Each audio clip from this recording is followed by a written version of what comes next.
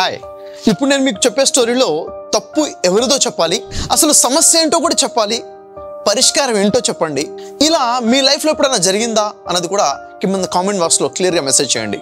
రమేష్ ఆఫీస్కి వెళ్ళటం కోసం రెడీ అయ్యాడు. బ్రేక్ఫాస్ట్ చేద్దామని చెప్పేసి డైనింగ్ టేబుల్ దగ్గర కూర్చున్నాడు.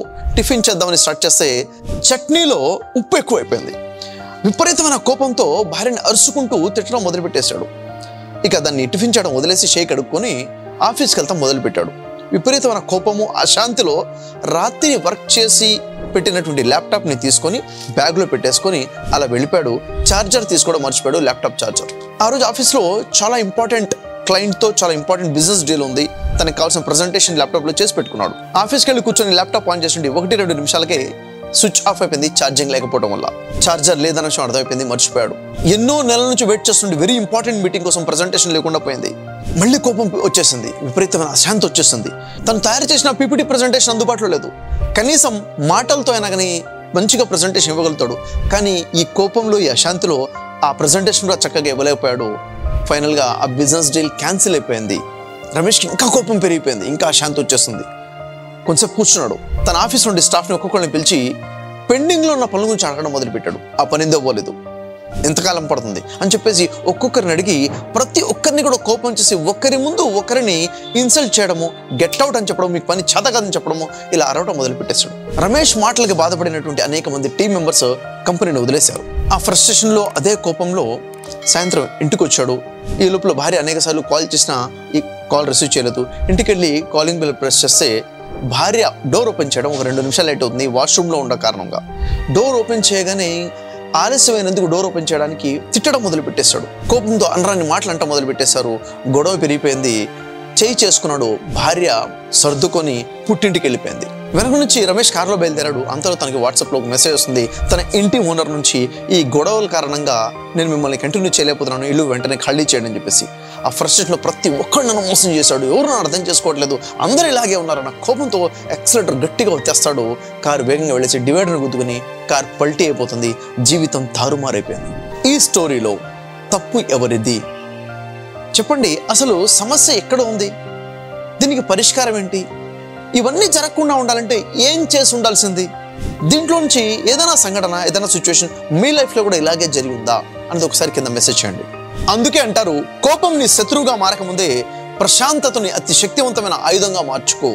Before anger becomes your enemy, turn your calmness into your great weapon. ఈ విషయం మీకు తెలుసా? హార్వర్డ్ యూనివర్సిటీ చేసిన స్టడీ ప్రకారముగా ఒక వ్యక్తికి కోపం వచ్చిన 2 గంటల లోపల అతనికి హార్ట్ అటాక్ వచ్చేటువంటి ప్రమాదం 2.5 టైమ్స్ పెరిగిపోతుంది. అమెరికన్ సైకాలజీ అసోసియేషన్ ప్రకారముగా ఒక వ్యక్తి కోపాన్ని నియంత్రించుకోకుండా ఆ కోపంలోనే తీసుకునే నిర్ణయాల వల్ల 65% సమర్థత తగ్గిపోతుంది, రాంగ్ డిసిషన్స్ ఉంటాయి. WHO స్టడీస్ ప్రకారముగా ఆఫీసెస్లో, వర్క్ ప్లేసెస్లో జరిగేటటువంటి గొడవల్లో 60% గొడవలకి కారణం అక్కడున్న సమస్యలు కాదు, కోపమే అసలు కారణం అని చెప్తున్నారు. ఏదైనా ఒక సంఘటనలో నువ్వు కోపంగా ప్రవర్తిస్తే అప్పుడు అక్కడ తాత్కాలికంగా నీకు విజయం లభించినట్టుగా, డామినేట్ అయినట్టుగా నీకు అనిపించవచ్చు. కానీ కామ్నెస్గా నువ్వు కనుక డీల్ చేస్తే నీ పూర్తి జీవితం గెలుపు నీకు ఇస్తుంది. నీకు ఎవరో బయట వాళ్ళు శత్రువులు ఉన్నారు అని అనుకుంటున్నావు కదా, వాస్తవానికి నీ నిజమైన శత్రువు ఎవరంటే నీ లోపల ఉన్నటువంటి నీ కోపమే నీ మొదటి శత్రువు. ఒక మనిషికి ఉన్న కోపము 2 వైపులా పదునుగా ఉన్నటువంటి కత్తిలా పనిచేస్తుంది. ఒక్కసారి నువ్వు కోపాన్ని ప్రదర్శించావంటే దాని యొక్క ప్రభావం ఎలా ఉంటుంది, వెనుక తీసుకునే అవకాశమే ఉండదు, ఇద్దరికి కూడా నష్టం జరుగుతుంది. నువ్వు ప్రదర్శించే కోపము కొన్ని నిమిషాలే కావచ్చు, కానీ దాని యొక్క వచ్చే నష్టాలు ఏవైతున్నాయో శాశ్వతంగా ఉండిపోతాయి. ఎంతో తెలివైన నిన్ను నీ కోపం ఒక మూర్ఖుల్లా తయారు చేస్తుంది. నీ ఆలోచన శక్తిని మబ్బుగా చేసేస్తుంది. పర్యవసానంగా నువ్వు మాట్లాడే మాటలు, నువ్వు తీసుకునే నిర్ణయాలన్నీ కూడా తప్పుడుగా ఉంటాయి. నీకు పర్యవసానంగా రిజల్ట్స్ మొత్తం కూడా నష్టాన్ని తెచ్చిపెడుతుంది. జాగ్రత్త. నిన్నెవరో దెబ్బతీశారు, ఎవరో నష్టం చేశారు అనేది వాస్తవం కాదు. నీ లోపల ఉన్న కోపమే నీ జీవితాన్ని నాశనం చేసేస్తుంది నువ్వు దాన్ని కంట్రోల్ చేసుకోకపోతే అన్న విషయాన్ని నువ్వు గుర్తించాలి. ఈ కోపంలో నువ్వు చేసిన ప్రవర్తన వల్ల నీకు అప్పటికప్పుడు ఏదో తృప్తి అనిపించవచ్చు, కానీ జీవితాంతం పశ్చాత్తాపాన్ని మిగులుస్తుంది. అసలు నిజమైన వీరుడు అంటే ఎవరో తెలుసా? ఎవరైతే తన కోపాన్ని కంట్రోల్ చేయగలుగుతున్నాడో, ఎవరైతే కోపాన్ని నియంత్రించుకుంటాడో అతనే నిజమైనటువంటి కంట్రోల్ ఉన్నటువంటి నిజమైన వీరుడు. నువ్వు కోపాన్ని ప్రదర్శిస్తున్నావు అంటే నీలో బలహీనత ఉందని, కోపాన్ని కంట్రోల్ చేసుకుంటావు అంటే నువ్వు గొప్ప వీరుడు అని, నీ కంట్రోలింగ్ పవర్ ఉందని. వాస్తవానికి కోపం అనేది నిప్పు లాంటిది, తగలబెట్టేస్తుంది, కాల్చేస్తుంది. అది ముందు నిన్నే కాలుస్తుంది అనే విషయం గుర్తుపెట్టుకోవాలి.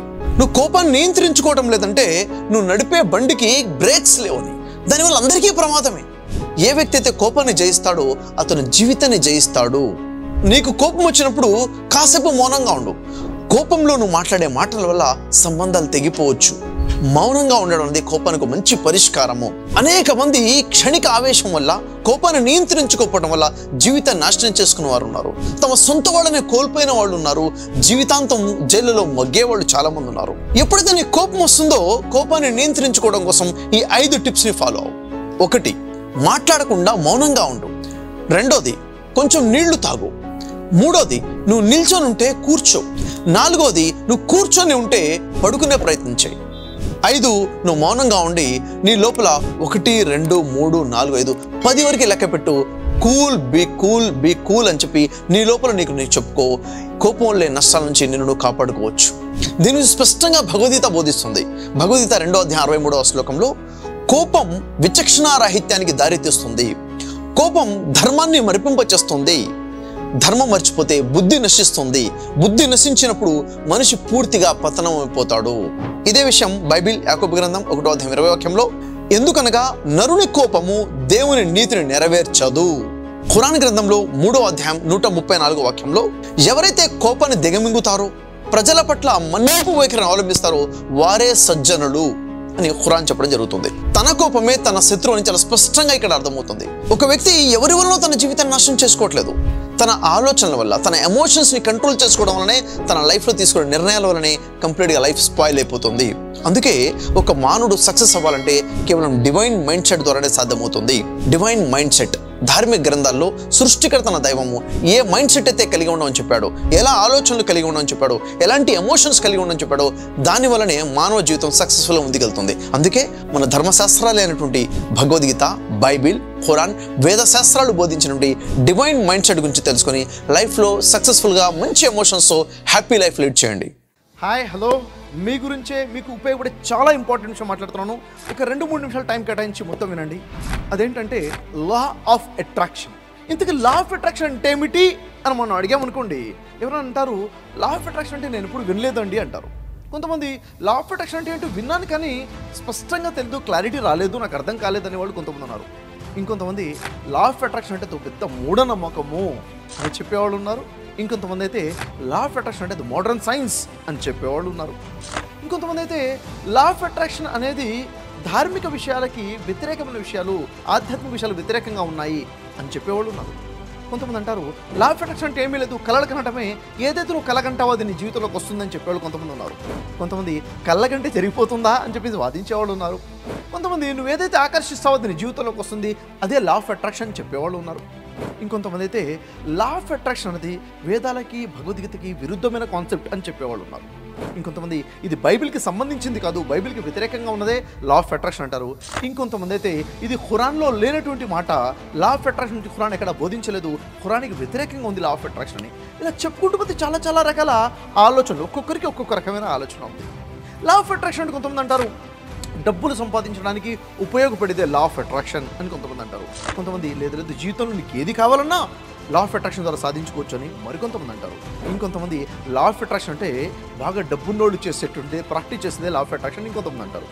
ఎన్ని క్వశ్చన్స్ ఉన్నా కానీ అన్ని క్వశ్చన్స్కి సమాధానంగా మీ అందరి కోసం ఒక గుడ్ న్యూస్ ఏంటంటే స్పెషల్గా ఒక 2 hours వర్క్షాప్ మీకోసం ప్లాన్ చేశాను.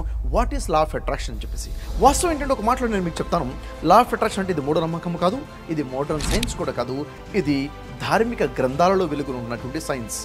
వైదిక్ సైన్స్, వేద శాస్త్రాలైనా, ఉపనిషత్తులైనా, భగవద్గీత అయినా, బైబిల్ అయినా, ఖురాన్ అయినా, ఈ గ్రంథాల వెలుగులో ఉన్నదే ఎగ్జాక్ట్లీ వాస్తవానికి లా ఆఫ్ అట్రాక్షన్. ఎవరో ఏదో పుస్తకం రాసేసారు లా ఆఫ్ అట్రాక్షన్ గురించి, అదే లా ఆఫ్ అట్రాక్షన్ అనుకుంటే పొరపాటు. వాస్తవానికి ధార్మిక గ్రంథాలు చెప్తుంది లా ఆఫ్ అట్రాక్షన్. అదేంటో మీరు తెలుసుకోవాలనుకుంటే, మీ లైఫ్లో కావాల్సింది మీరు ఎలా సాధించుకోవాలో మీకు తెలియాలనుకుంటే, మీ లైఫ్లో ఉన్న ప్రాబ్లమ్స్ని ఎలా దూరం చేసుకోవాలో మీరు తెలుసుకోవాలనుకుంటే, మీ కళను పూర్తి చేసుకోవాలంటే లా ఆఫ్ అట్రాక్షన్ ద్వారా ఇది ధార్మిక గ్రంథాల విలువలోనే మనం తెలుసుకోవాలి. దీనికోసమే 2 గంటల స్పెషల్ వర్క్షాప్ మీకోసం ప్లాన్ చేయడం జరిగింది. 7 గంటల నుంచి 9 గంటల వరకు ఉన్నటువంటి ఈ వర్క్షాప్ యాక్చువల్ ఫీజ్ 3000 రూపీస్. కానీ ఇప్పుడు మీకోసం పెద్ద గుడ్ న్యూస్ ఉంటే కేవలం 46 రూపీస్కే మాత్రమే. ఎస్, నిజమే విన్నారు, 46 రూపాయలకి మాత్రమే మీకు వర్క్షాప్ ఉంది. వెంటనే కింద లింక్ ప్రెస్ చేయండి, రిజిస్టర్ చేసుకోండి. 2 అవర్స్లో క్లారిటీ పొందండి. లైఫ్లో గొప్ప విజయాలు సాధించాలంటే లా ఆఫ్ అట్రాక్షన్ మీకు ఉపయోగపడుతుంది. అది ఆరోగ్యమైనా, డబ్బైనా, పేరు ప్రఖ్యాతులైనా, ఇంకేదైనా కానివ్వండి. All the best. ఎదురు చూస్తుంటాను. రిజిస్టర్ చేసుకోండి. కలుద్దాం.